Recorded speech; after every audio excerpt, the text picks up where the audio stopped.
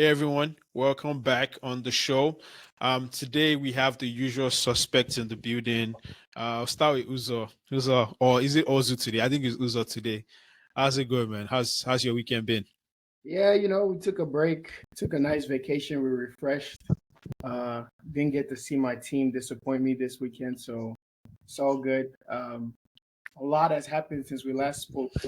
A lot, a lot. Yeah, it's crazy because football just keeps changing, man. It just keeps moving. Yeah. Like our friend Pius likes to say, even though we haven't seen him since. I'm not saying it's a coincidence. I'm just saying we haven't seen him since certain incidents happen. He likes to say certain twist. And tons. We don't talk. All right, man. So we also have Chooks. Chooks, what's happening, man? What's going on? Man, I had to heal. I had to take time off to heal. It's good to be back after what was it, 2 weeks? 2 weeks off. Yeah, it's good to 2 weeks? No, you were here last week, man. What are you no, talking that about? was Oh, 1,000 jokes. oh yeah, that was C-Bands. Okay, Chooks is back in the building. I guess there's only one place to start, man. There's only one place to start. We haven't talked about the Champions League exits for us now. Um, so I'll just go right into it. Chooks, what are your thoughts about the game against Bayern and how have you been feeling since then? Man, it's just disappointing. That's just the only word I can use. Mm. Because for me, it wasn't really. I mean, I tried to avoid all the Arsenal banter because I was very hot, but I was just disappointed. There's a people always say there's a proper way to lose games, and when we hype up, our fan base is notorious for it. I'm notorious for it too. We hype up all these players, and this was the chance for you to give all the fans that have backed you something, something to use and cook. Instead, we all got cooked as a fan base. But don't you think that was too big of a ask though too? I mean, And also, is it also because you guys were coming off, losing to Aston Villa? If maybe you had won against Aston Villa and were still in control of the league, would that have softened the blow a little? I can't answer that question. I don't know. But at the end of the day, you are going into Munich 2-2 with a chance to score a goal and get to the semi-final. And our best player went all zeros. Kayosaka, 0 shots, 0 chances created, no cross completed. Like stuff like that. Like, if it's like he had like an Odegaard kind of performance, or you see someone like Martinelli, like nothing, they just traveled with the fans to come and watch, you know. So like how can you forgive such? How can you watch such? Like it felt like those guys just traveled with the fans to come and watch Munich play. Especially in the second half. Look at Gabriel, almost passed it into our own goal. Like you watch something like that, and we really, really have to agree with Pius. Football is interesting because it's the only sports where you actually see twists and turns like that. Like players just act not like themselves. So it was very disappointing. I didn't like how we left the tournament, but as everybody told me, Premier League is not UEFA, and it should that we're not ready. Let me go to Uzo with the same questions. As a neutral, well, not really a neutral because you were actively hating. So how did you see that game? And do you think that as the Arsenal fans expected a little bit too much from that game, and are they being too overcritical of that team, especially Bukayo Saka that Chooks just mentioned? How do you see it as in? I mean, I know you're not neutral, but however, you're not Arsenal fan. How do you just see it from an outsider? To properly address, as a hater, I I think that if I can put banter aside, right, and me and Chooks have off-cammed about this numerous times, right, and obviously, like you should back your team when the team is doing well, and if you're not going to hype your players, who is, right? We all know this because we all support teams where we feel like maybe our PR is not the greatest. Like we're not supporting Man United or Real Madrid, where like you're going to win Ballon if you have a decent season, right? So we all support teams where you have to run your own PR. So I understand to a certain extent why like fans of certain teams decide to, you know, kind of elevate their team, elevate their players, especially during good performances. You should do that. But I think the answer to the questions that you asked is yes, all across the board. Yes, I think that fans are being harsh on the team, but equally, yes, I think that it was a big ask, right? It was a big ask to say that a team that hasn't been in this competition for 7 years, a lot of these players that even got Arsenal back into the competition weren't playing for Arsenal the last time they played in this competition. Right. Like, I would actually want to know what the actual percentage is of the squad that was in this. I don't think any of them were. I think Probably not. I was the last one that played in the Champions League for Arsenal, and he never even got to play for them upon getting back. So you're asking a brand new crop of players who didn't grow up with any kind of like Champions League moments. Like you look at someone like Saka or Martinelli, and however long they followed Arsenal for, I know Nelly is not necessarily a Haaland product, but even like some of the Haaland products, did they really see any iconic moments in the Champions League? A lot of it was probably before their time. Yeah. You know, someone like Saka, all he probably saw was the 5-6 years of Wenger's downfall. You know what I mean? Like where Arsenal were not making the semifinals. Arsenal have made two semifinals in their entire history. The last one coming when they went to the final in what was it? 06. Yeah. So we're talking about people who have never seen that kind of heritage. So it was a big ask to say your first time back in the tournament, come take the burden of this institution that is 139 years old and right the wrongs that precede you, that when you weren't even a professional footballer, come right those wrongs. It doesn't make any sense. Right. If I'm going to say banter aside for a second, then yeah, there's no shame in going out to a team that knows how to win in this competition with a core of players and a coach who has won the competition and has recently had success in the competition, making 2 finals back to back. And then you look at some of the key players in that dressing room, like the Mullahs and the Kimmiches and Manuel Neuer. These are guys who have been in high stakes, high pressure moments. Those are football legends. Right. These are guys that are going to go down as icons of the game. Yeah. So maybe not Kimmich as much, but definitely Mullah, definitely Manuel Neuer. And I know Mullah didn't really play, but these are the kind of characters that they have in those dressing rooms, right? And I know we always say, like, I know Chooks was joking the last time that Tunde was on, saying experience didn't bring Chelsea back into the tournament. Experience didn't bring United out of their group. I get that. Experience only counts for so much. You do need talent. But this is still a very talented team. And where experience becomes the difference, where the talent is marginal, is it carries you through those moments where, like, if you've never been there before, the stakes can be too high. I think we all saw, like, in the way that Arsenal performed over both legs, where I'll say they probably had a good second half at the Emirates and a good first half at the Allianz. Every other moment where they needed to kind of rise to the occasion or manage the game or be professional, be mature, I feel like you kind of saw that lack of experience really come to the forefront.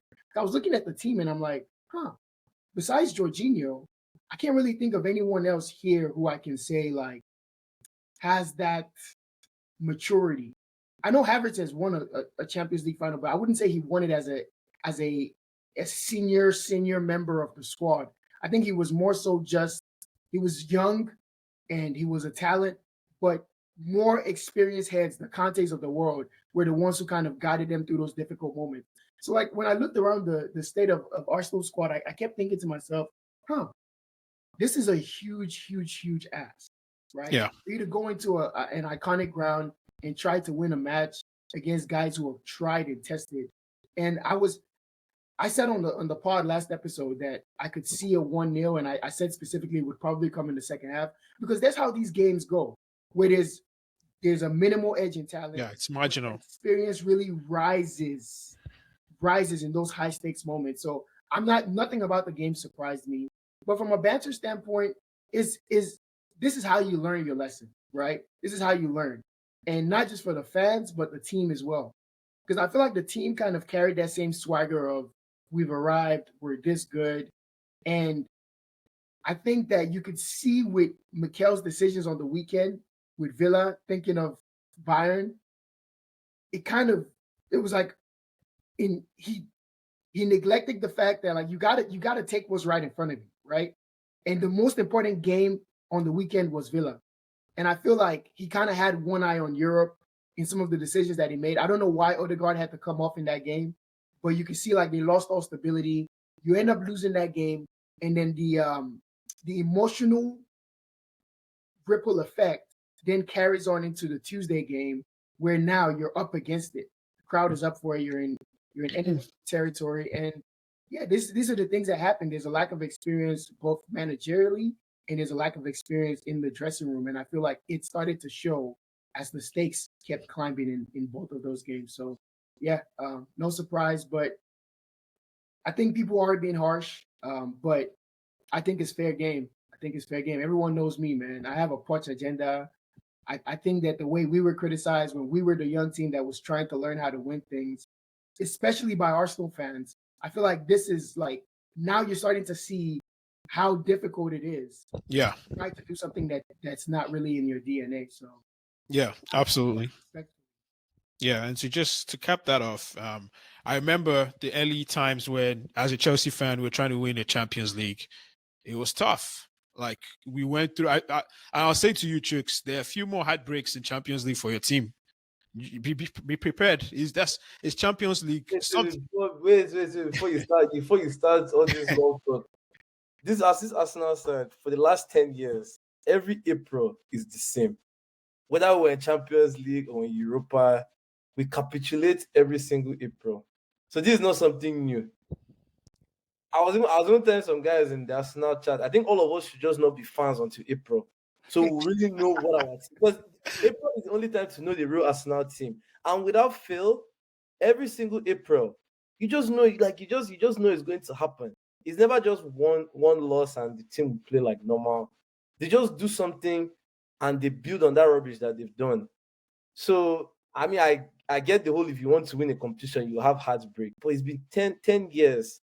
The same manager that played for our team. 10 years on these players that weren't part of It's been every single player.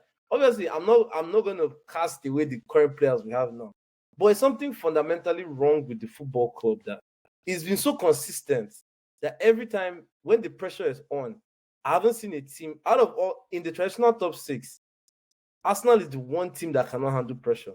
Even Tottenham handle it better than us. Even Tottenham handle it. I vividly remember 2021, 2022. We had full control of top 4. And what do we do when we go to Tottenham Stadium? Rob Holding gets sent off in 25 minutes trying to wrestle Son. And we lay down the next week and collect 2 against a Newcastle team that had nothing to do. They had just survived relegation and went to St. James's Park to get piped. It's stuff like that. Or last season, Southampton was relegated and they managed to put up 3 in the Emirates. Like, it's those things that you just look at, like, you bring Villa to your home. How can you be top of the league and a team comes into your home and leaves with 2 goals and a clean sheet? Like, it's those things that is like, I get what you're saying, but what goes through the player's mind? Like, you're in the Allianz. At some point, you have to be like, it's just like when you watch teams like Madrid play, right?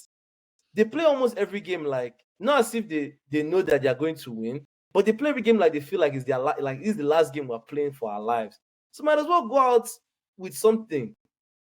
How can our top scoring football winger leave a game with 0 shots off and on target? Yeah, those kind of things are just things that like you have to think about. It's like it's not normal. Either there's something spiritual going on, I don't know, but like it's really not normal. Like I try to always think about it. I'm like, how can somebody leave a game with zero shots? This guy has scored the most goal for this squad. He's on 30-something GA, and he created nothing. 0 chances created, 0 shots taken. The guy played 98 minutes of football. Like, that is not normal. Even if you want to give me the whole spiel of, oh, you need more heartbreak to win Champions League, brother, at least you watch your own team try. These boys don't try. And then what will happen? They will go win Wolves, probably lose to Chelsea and Tottenham, be mathematically out of the title race, score 5 goals at the end of the season, give us new keys. But that's not happening. You guys put up a good display against Wolves, right? Yeah, I didn't watch, but if you say so. I mean, it wasn't really a good display. Yeah, it wasn't a vintage Arsenal performance. Yeah. I mean, you saw the way City played against Chelsea, which we're gonna get into that. But yeah, these guys were dead on their feet. Yeah. Dead on their feet. Yeah, they've played a whole bunch of games, but I don't know. Maybe next year. I think we'll come back to Arsenal, right? Let's Yeah, quickly go. But just to say something real quick, Chooks, this kind of reminds me of like with the basketball analogy with the Celtics, or in American football with the Cowboys. It's getting to a stage where like people are gonna stop caring what Arsenal do until the business end of the season. Like it's going like you're gonna build that reputation where like you can be 7-8 points clear and people are not going to trust. I mean, I honestly feel like the league gunners and all the old gunners, they try to warn younger fans like me, like they know the MO of But no, I think it's actually the older fans that are trying to keep the calm heads since. They're kind of keeping calm heads, but like they warned everybody, like, yeah, I mean, you can gloat about 2024 record, but everybody just waiting for when the games have more stake to them. Right. What are you going to do? Like, are you the team that's going to come out of? Yeah, like you see Liverpool drop points, and you have a chance to build separation in your own home, and you go do that, or you go to the Allianz, you survive a scare at home, make it 2-2, and all you do is you just have a chance to just make it a game. Nobody said you have to win. You just have to make it a game, like make it look like you tried. Like when everybody flogs City for losing to Madrid, no, because you go there and you try. I think we'll spend all day talking about this game. Oh no, yeah. Let's move on. Let's know how this. We'll come back to it. Actually, we'll come back to it. Let's see if the guests can join, and then we'll have some other things to say about Arsenal. But moving on to Liverpool, we had obviously Pius is not here, but they also crashed out in. I can't say they did not try. They had a early goal, and Salah had the opportunity to double the lead. But I just wanted to talk about Mohamed Salah for a bit, guys. And he was dropped today as well. Do we think the chances that he has missed, together with Nunes, do you think that's what has cost Liverpool the Premier League, or even the Europa League? If we're being honest, this has nothing to do with Salah, and I'm one that will never miss a chance to beat Salah over his head. But for one, he's just off of an injury, so he hasn't even been involved in many of the results that have kind of hampered, like in terms of like a fully fit Salah, right? And we can all be honest here and say the reason why they were even in the position to be contenders because of all of the results from early in the season was because of his absurd amount of production at the start of the season, right? This guy was just insanely producing. Yeah. But I don't know what the shock is with this guy is we know that the performances have never really been there like that. He's a moments guy. He's a goal scorer. It doesn't look great, but his thing has always been about impact in kind of key moments and being able to be consistently in and amongst the goals, which we all know if you're scoring goals, you always have a chance to win. But I think I'm going to give him a pass because, again, he's been hurt. He got hurt at AFCON and he came back and he hasn't looked kind of back to himself. So I think this is more Nunes, man. Yeah. Nunes has missed 60 big chances. 60 big chances. And he's only been in this league for a year and a half. That is mind-boggling. And when that's a lot. They're the kind of chances that when you miss, it actually serves as a morale downer for your team. Like your team goes, oh boy, I don't know if we're going to create another one. And you see that come to hurt them in the game against United, in other big games like the game against Crystal Palace, the game against Atalanta. Like this is a recurring theme with this guy. And I think that with Salah, you know what he's about. You know what he's about, right? So there's a certain like shock factor when he misses, and you feel like he's going to put it right. With Nunez, you don't have that same confidence. So as much as I want to dunk on Salah, and I think his record does need a little bit more. We need to put him under the microscope, and I understand that. But in this season particularly, it's definitely been more Nunez. Yeah, I think I should have led with Nunez because I was trying to make sense of what happened to Liverpool, and I was watching a lot of their channels and Liverpool focused channels, and they were saying it was just the chances, like the amount of chances that they missed, especially the Crystal Palace game, was criminal. And then they said something, right? They said the Crystal Palace game, Klopp is always starting a sort of a right or left back that drops into the midfield to create overload in the midfield. But he opted to go for two flying fullbacks in Bradley and Robertson.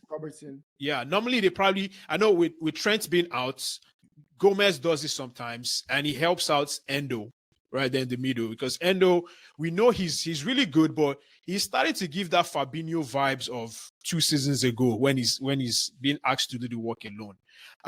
But it looks like now against, I don't know if any of you saw the game against Fulham. Do you think they're still in the running with that performance today? Chooks. Yeah, they have goal scorers to start with, but it was shaky. And when they needed a goal, they got one and then they got another one. And the last few games of the season is not about how you perform. It's just go and win a game of football. So if you have guys like Jota fresh and ready to go, and you don't concede, because the key thing with them is they just shouldn't concede. Because if you don't concede, they always find a way to concede first. I know it didn't happen today, but you can't concede because their defense is open. But then again, they have a 21-year-old back there, so it's not particularly going to be easy for them. But their performance today was not convincing in terms of, like, if you watch, I was able to watch the game. It wasn't the most convincing, but it's 3 points. However you get the 3 points, no one cares. Okay. Before we leave the Premier League and turn our focus to like the FA Cup games that happened this weekend, do you guys think I know I asked you, Uzo, and you said it was done. You felt like Man City are not dropping points from here, but I still feel like there might be one drama left. I don't see Man City winning all their games. I feel like Arsenal might still drop some points. I feel like Liverpool might still drop some points. Uzo probably doesn't agree with that, but Chooks, you should agree, because you're an Arsenal fan. Is there still some part of you that might be hoping that this is not over yet? I mean, mathematically it's not over. So, as Pius says, football is interesting. Let's see what that twist and turns wait for us. Obviously, out of all the 3 teams, which team is more likely to drop points? So, at this point, I think is between you and Liverpool. I don't think Liverpool are not looking convincing. Let's watch. That's maybe. And what is Liverpool's excuse? They have a weaker competition in the Europa League. No, they're already out. They smoked 3-0 at home. I'm sorry. The thing is, Liverpool don't have the same kind of like hate factor that Arsenal have online. Yeah. But if we're being objective, who had a worse week? It's definitely Liverpool. That is about to lose their freaking coach, who have absolutely watched their season go up in smoke within 2 games. That's the team that had the worst week. If we're being objective, the Arsenal team is young. Their manager is in a secure long-term contract. He's on the way up. He's learning lessons. The team that's going to be here next year, guaranteed, is Arsenal. So they have room for error. The team that is on their last dance, that absolutely needs to and must win, is Liverpool. So this week has been way more devastating for Liverpool. And if not for the hate factor and the fact that Arsenal fans are just unbearable, so it's fun to troll them, we really should, the microscope, all of the attention, the intelligence, right, should have been pointing right at Anfield. And what that explains why Pius hasn't been on the show. Pius is letting the flog only me. Pius read his Twitter and switched off his phone. My thing is, whenever Pius eventually comes back, and he will, I'm saving all. It's gonna be like it just happened. We're not listening over and saying, "Oh, well, some new things." No. We're going back. Right, heads up, heads up. All right, guys, let's move to the FA Cup. Obviously there was a Chelsea game, and I know all of you saw that game. It was I don't know how to quantify that game because I felt like we played well. I felt like we played well. I have no blames for Pochettino whatsoever. I think Pochettino did very well. I was really impressed. I was impressed with the way he set up the team. But again, unlike a lot of things I've seen online, I didn't expect too much. Right. If we're going to sit here as Chelsea fans and say to Arsenal fans, like, oh, you guys have never been there. How do you expect to be Bayern Munich? How do you expect to win the Champions League when you've never done it before? That's the same thing. The same thing applies to this team. It applies to these guys, to Badiashile, Disasti, Jackson. All these guys have never been here before. How do we expect them to win against the Manchester City team that have a team full of Hall of Famers in their team? It's impossible. It's never going to happen. So for me, I just felt like Man City, they were poor first half, but second half they showed us levels. They showed us why exactly you don't miss chances against a team like that. And I know Nicholas Jackson is going to get all the smoke. They are going to come for him. But let's be honest, he's a 30 million striker we got from Villarreal in his first season. He was actually supposed to join Bournemouth that same season. He failed his transfer. He's a striker that should be playing for Bournemouth. So the scrutiny should be more on our owners. Like, why did you sign a player like this?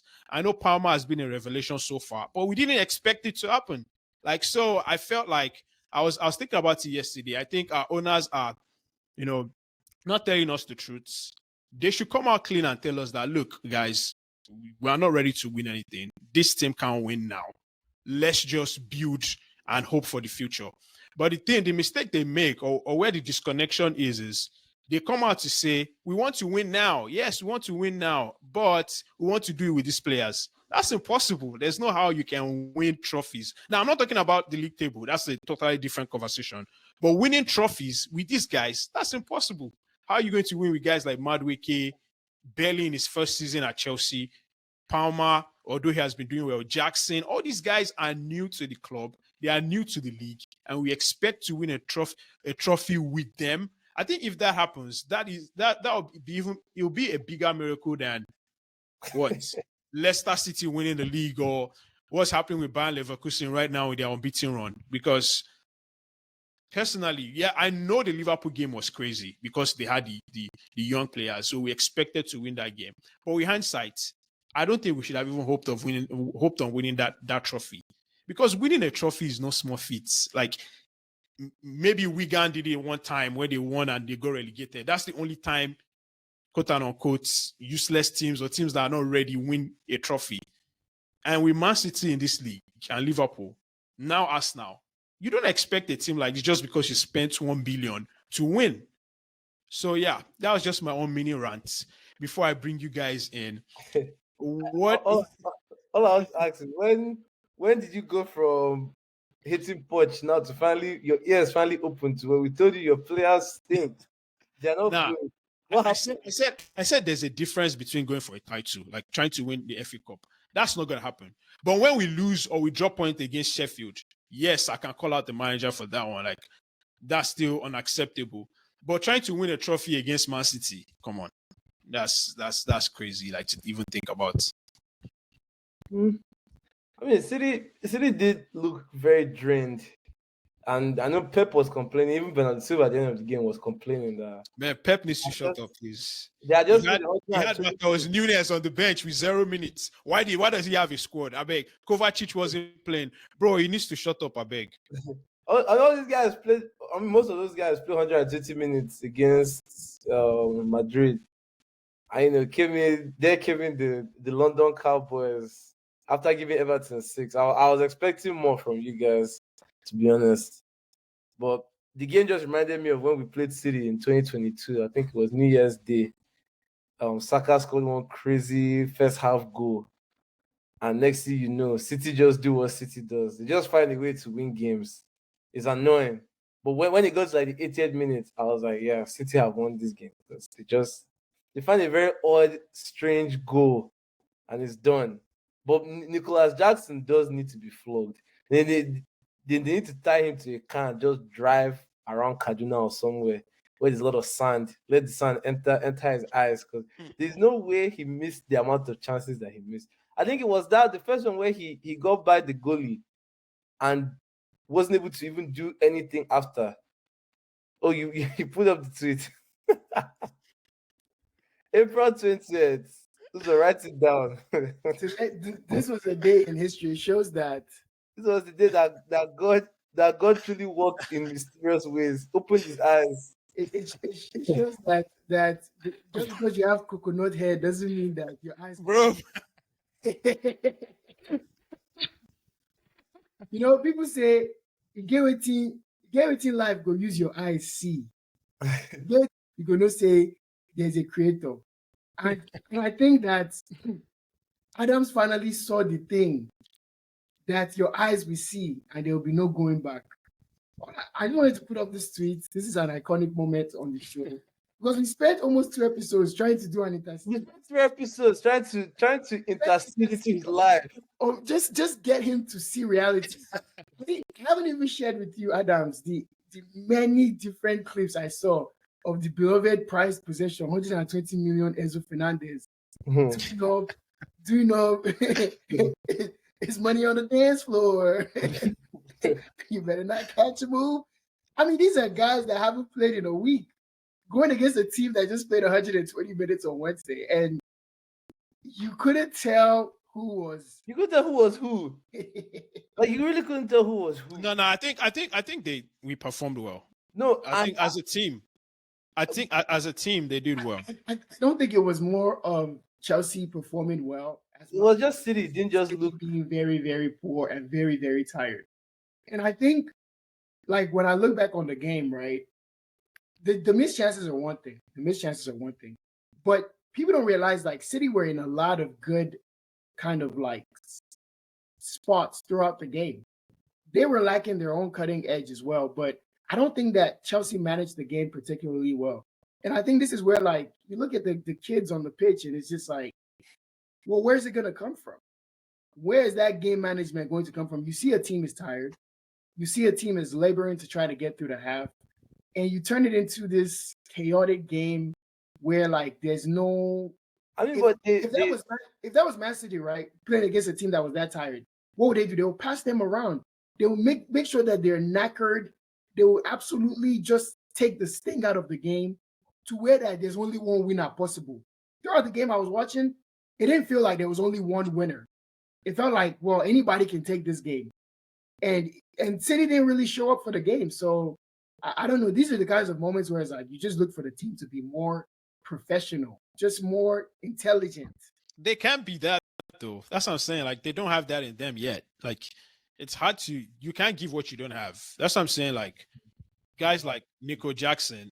Call those 2 midfielders in your pivots. I know you were disgusted with Caicedo on Saturday. I mean, like, there was that action that, I felt like he should have done better. But he didn't do too badly, though. I think he was all right. Caicedo has used Chelsea funds to go and buy bottles. Criminal. After Wembley, Caicedo has gone to do... I think Enzo should go ahead and get that operation done, and because the performances I've seen from this guy, I can't defend it though. I can't. All I'm hearing is that Enzo was dropped and the team went on to win 6-0. He came back into the team. So seems like you actually do need legs and runners within your team, right? Guys that are going to actually do the business, not just. You don't need someone that is going to go and get his teeth whitened every other weekend. You need actual footballers, right? Seriously. Ezra whitening his teeth every week instead of training. Adams, you cannot keep funding these American states. Bro, I don't understand what these owners are doing, man. Because they just need to let us know that, look, this is a 10-year project. You guys should just chill. Because if they don't do that, fans will just keep on hoping and thinking a miracle can happen when it's definitely not going to happen. I'm looking at some of the names that were being linked to it. Christ. Now, guys are talking about what's the name of this guy that plays for Leeds United? Sorry, can't Some remember of his name. Somerville. Bro, that's our next big savior now. Somerville. Just Noni without the headbands. What are we doing? And mind you, I like Somerville. He's someone that but we can't add that to what we that's have not right the now. kind of- yeah, that's not Exactly. And when we say things like this, people think, oh, it's just experience, and then they start talking about Sterling. Sterling has the experience. Of course, it's not just the experience. You need quality as well. But we're saying with the situation we are in right now, we have those qualities, we have the talent, but we need somebody that has the quality and the experience. We need the right blend. Before somebody sees this and says, oh, what about Chilwell? Chilwell has experience, but it's still not good enough. We're not saying just buy a player because last chance, my goodness. I mean, I'm not even saying this as one of those people that likes to compare. I know my whole Elanga, I'm better than Elanga take did not age well, especially with my performance in the last bowl. But this Chilwell guy, there's not many even non-league amateur players that don't square that ball. It's just so obvious. It's so obvious that you have to square that. And I don't know, moments like that, I don't want to reduce any game ever to just 1 or 2, 3 moments. But when you add the combination of all of that, it's backbreaking, especially with a team that already doesn't have leadership. They don't have any backbone. There's no resilience. It's very easy for them to hang their heads. And I just think I'm glad everyone is starting to see, like, it's not the most lucrative job in the world. You would think that when a team spends $1 billion within 2-3 windows, that job automatically becomes the most coveted and craved job in the universe. But in all reality, it actually is now looking like a poison chalice. And I think most managers now will be very measured before they take on that kind of challenge. Because I think when Pochettino was saying he risked his reputation, I took it to mean that, he betrayed, I guess, the Spurs fans that maybe like have that tribalism or whatever. But I think like he might have actually meant like, no, I risked my reputation as in whatever kind of success that I could have possibly been, building with at least winning a trophy finally at PSG and whatever my next challenge would have been. Like, I think he really meant like, nah, I'm risking my reputation being here because I don't know when this is going to change. And I mean, you've said on the last episode, like his tone has changed from we need to win now to boy, give us time, a lot of time. Yeah. And I think it's because of what he's seen, not just on the training pitch, but we're all seeing it on match days. That's what I'm asking for from the owners. We need that. We need to align. They need to say the same thing. Like the fans should not hope that a miracle is going to happen. Like, because that's the main disconnect. The owners don't understand the culture at Chelsea, right? They don't understand what the history. They don't understand anything about Chelsea. So they've come in here, tried to sign guys that are amateurs, basically, and still think those guys can win. Isn't that crazy? Like, so they need to align themselves to understand, hey, this is what we want to do, but they're not ready to win. Let's be clear. They're not ready to win now, but this is what we're doing. So don't sign these guys and still say, no, we still want to win. Well, see, we spent 100 million on Caicedo. We want to win. That's why we bought him. We spent 100 million on Enzo. We want to win. That's why we bought him. We spent so and so on Modric. That's why we bought him. No, you can't say that because it doesn't align. It doesn't make any sense. Man, shout out Modric though for that. That Bro, don't even bring that up because your boy had a similar action. Shout out Modric for that free kick. Star boys and dead balls. Never again. It's Star boys and dead balls. Star boys and dead balls, man. Never again. All right, guys. Well, we're running out of time. I personally don't think we should spend time talking about the Manchester United game. Nice. You guys let me know otherwise. So there's a big game midweek. Unfortunately, I don't think I guess could make it, but there's a big game midweek. It's Arsenal versus Chelsea. And look, I don't even know how to feel about the game. I don't know how to feel about the game. I know Arsenal is low on energy. They are kind of they don't have a lot of motivation. They probably, they're blaming themselves right now. They're hurting. And Chelsea, the same thing as well, apart from Madueke. Chelsea as well. Thiago Silva, this is his final, this is his last dance, and he's getting nothing, right? He's getting nothing. It's sad. And, I don't think we're getting Europe. Personally, I don't think we have the characteristics to go and do that. So it's almost like a dead rubber game, but it's a London derby. It's still a London derby. I don't know what type of Chelsea is going to show up on that day. So, Chooks, I just want to hear your thoughts. What do you expect to see from your team, and how do you think that game will be? To be honest, I don't have anything more to say than I dare Arsenal to lose that game. That's what I'm saying. I dare Arsenal to go and lose that game. That's what I'm saying. That's the hate the all. What? I dare them to lose Chelsea. The classical of all hate watches. That's at the Arsenal. They've already killed me by Alain Emery to do the double. Allow this Chelsea team with names like Madueke and Chukwuemeka and Enzo to come to the Emirates and collect something. I dare them. Bro, this might be our trophy. This might be Chelsea's trophy. Let's send Thiago Silva high, away on a high. Especially at the Emirates. Because I really don't know what I didn't catch the Wolves game, so I can't really tell you if what's going on. But it was low energy. It was professional, but it was low energy. It wasn't anything. They don't have time to. I mean, you guys too are not really going to rest that much from probably rest, bro. Even if we rested. We had a full week to rest. Yeah, as long as they don't award Chelsea any penalties, it should be a good day.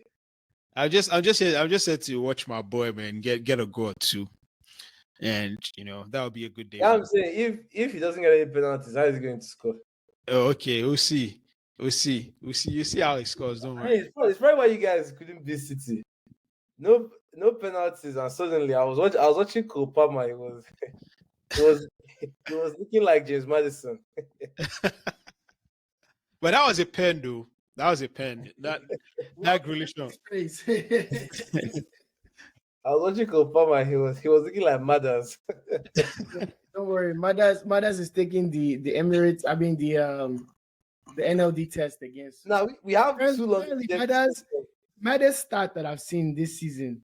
Maddison actually has more assists at the Emirates this season than Odegaard does. It's mad.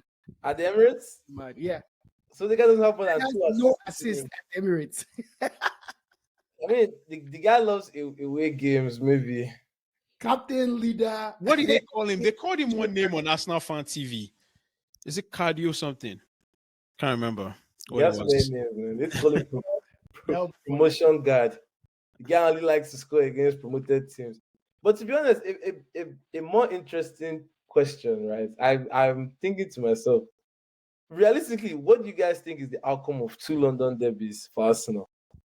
I think. Here's the thing, though, Adams. I said it. Like I said, if Arsenal go on to win the title, it would mean that they won every game. And if they won every game in this run-in, is the greatest achievement that we've seen since Leicester won the league. Because this run-in is mad. That's crazy. If you win both London derbies, then beat United at Old Trafford, as stinky as they are. To be honest, it's the greatest title that we've seen in a long while. It is, and then you're doing it against a team coming off of a treble, going for 4 in a row, and the second best manager of this era, this mini era, whatever, on his send off. It'll be the greatest title, and that's just me being objective. That's why I was like, nah, it's done. There's no way you just couldn't see it happening. I don't care how they do it. It'll be insane. Yeah. And then what's worse, if they do that and then still lose the title because City went on to win 6. We love it. But that's not gonna happen though. They're not beating Chelsea and Spurs. I don't think they do. I don't see it. I don't know who the victim will be. I pray it's not us. No, but I'm actually hoping you guys, just because the hate you guys have is a lot stronger than what we do, and you have a better team than we do. So we don't have players in this team that know what that hate feels like. I hate to say it. I would rather have. If you're telling me I'm going into NLD tomorrow, I'd rather have Eric Dyer back. Nah, he Eric Dyer back. Eric Dyer used pure hate 89 overall for 90 minutes. And that's all I would ever do. Eric Dyer used pure hate to be a footballer for the first time this year. He said nice 18 times in one interview. He didn't say anything nice. It was nice. Nice. It was Bro, you can see it meant so much to him, Harry Kane, and Thomas Tuchel. Like after this game against Real Madrid, I don't think anything's gonna happen. But this Arsenal game, it meant so much to them. That's kind of the thing where I say there's certain characters that you look for, right? That just make the sport worth watching. I love Big Ange. There's no hate in his blood. There's something that Drake said to Pusha T during their beef. He was like, "There's no malice in your heart. You're an approachable dude. There's no hatred in like Ange might be complimentary of Arteta and say he's done a great job. They're a young team. They're gonna be back here. He's gonna say all these complimentary things. And honestly, on the day, he's gonna shake his hand, win or lose. We're gonna play our way, mate. No, I want even in the Chelsea game when they were saying like, did the occasion kind of get to the players? And he was saying he hopes not because he doesn't expect the players to be playing with any emotion, but to be executing the game plan. And I'm like, I would have loved for him to say that, but say that you have to channel it properly. You know my conspiracy theory. I think because there's none of the guys that are going against Pep hate him.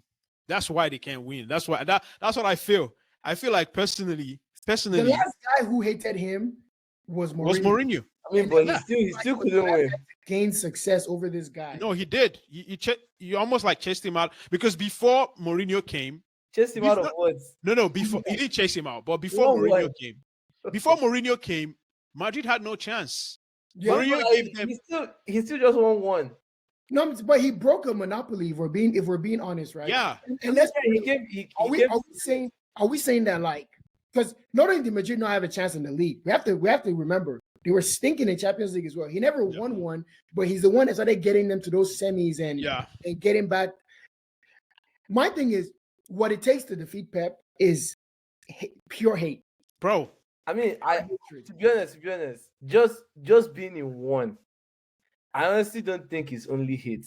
You need to almost be like one thing I've noticed with Pep. Right? You know why I say hate? Because hate allows you to beat him.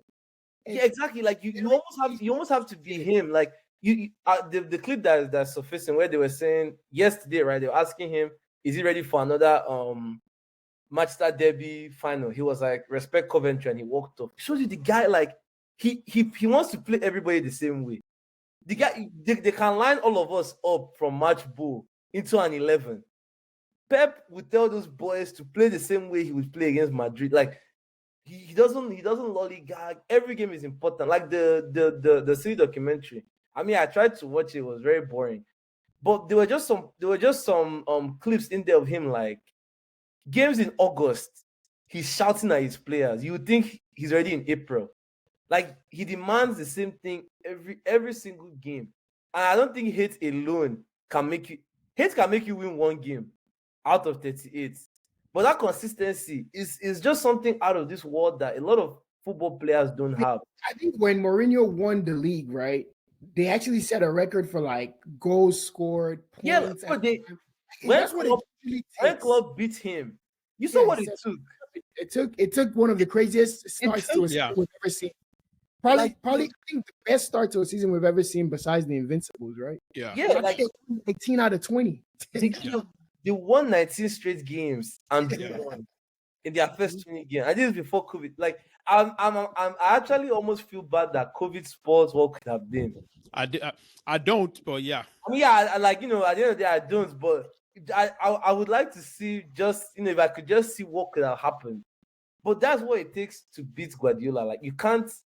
I don't personally think it's just only hate because this is what he loves. Like now, these 6 games, he's just smiling because deep down he knows that he already. But you know another thing with that Liverpool team, right? And this is something that people have now recently started to like really dissect. They won that league title going away, so they never had to deal with the pressure of like going into a run-in and being in reasonable distance. And I'm not saying they would have bottled, but this is the 3rd time being in a close title race, and they're about to bottle it again, right? So I think this is something that Turkish on AFTV was saying at the start of the season when Arsenal went on that bad run. and we're behind City, he said he's only seen one way ever to beat City to a title, and that's to dust them early on. He was like, if they're within like shooting distance, historically it shows that you're not gonna win it. No one has they're done gonna it. have more nerves than you. That's just the No one has reality. done it. Like they're just. No one's done it.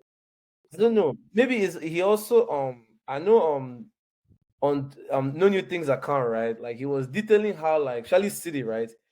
Not only do they know how to sign like the profiles they want, but for some reason too, Pep likes to sign players that just have a certain kind of mentality. Like look at someone like Gundogan. He wasn't doing all that in Dortmund. Not like he was a scrub or anything, but the player he became to be at City. And then you now look at the same mentality, he took it to Barcelona. You see how it's not like even the players at Barca don't really have the same mentality he has, like where he just at every point in the game, whether he's winning or losing, it's just the same. He's thinking the same way, it's the same things. If you're up 2-0, you're still playing the same way. Like you don't sacrifice how you're playing based on the result. Yeah. Like I watched us go to West Ham Stadium last season, up 2-0. The ball is in our 18, and Partey is trying to flick it over his head.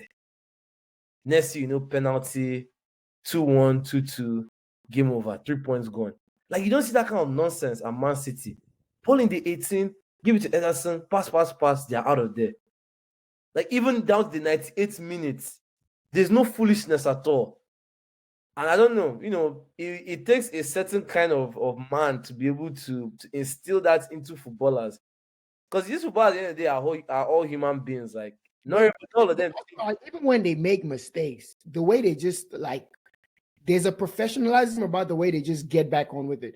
In that Real Madrid game, like to concede so early, even in the first leg, concede early, concede again. They just keep going. They They don't like heads are not dropping. There's no like, even you guys might laugh, but even the game against us, like yeah. It was like, dude, they're all tired, but he doesn't show. And I think that's the one reason why I feel like he has this like little problem with Haaland. Because Haaland is the only player out of all of them that he's always the first to show. He's easily rattled, yeah. Like that he's very frustrated, or he's not. I remember the one game where I think it was the first game of the season where I think he had scored 2 first half goals and a pass didn't get him. And Pep was shouting at him at halftime with the camera has panned in, and Pep pushes the way. But it's the kind of thing like he's trying to tell the guy, like, brother, don't have your head down, don't defeat yourself, because it's probably gonna pass on to the other players, but the whole team is like a boss. Man. I remember we used to think it was Company or it was Fernandinho, but these guys leave the club and the mentality. Like and now it looks like Rodri. Last season it was Gundogan. It was like Rodri this season because it just flows. I don't know. It's weird. Yeah. Now to beat him, you have to be consistent. That's why I'm not writing Doku off just yet. I mean, he's coming to his own. Yeah. 3 games. He's been the reason why they will find a role for him. He might not be what we expect, but he will have a role that will be very important. Yeah. Next season, he's going to boom. Yeah. He's going to boom. And forget about role. I think he's going to be a star because I was one of the first people to say, he is kind of spooky. Like he started off really, really hot, came all the way back down to earth. But like recently now you can see like, okay, he's understanding how he can be effective within the system. And that's scary. That's scary. But yeah, I don't know. But yeah, to your original question, City is not losing a single game, right? They're not losing a single game to end the season. I'm going to stand by that. I don't care what happens with the other 2 contenders. I don't know if anyone else would draw. I don't know if they will go into the last day mathematically still able to win the league. But I know for a fact City are not losing a single game, and that includes against us at our own home. I'm telling you that right now. All right, guys, you heard it here first. Champions League, yeah, they're fine. They don't have any more games now, I think, until FA Cup final. Yeah. Come on, man. Come on. These are guys that are used to playing 8 games in 2 days at this stage of the season. And now you're telling me they have even less? They'll be fine. All right. We'll see. We'll see if there's any more twists and turns left. But yeah, man, thank you guys so much for joining us yet again. Don't forget to like, comment, and subscribe. We'll see you guys next week. Peace.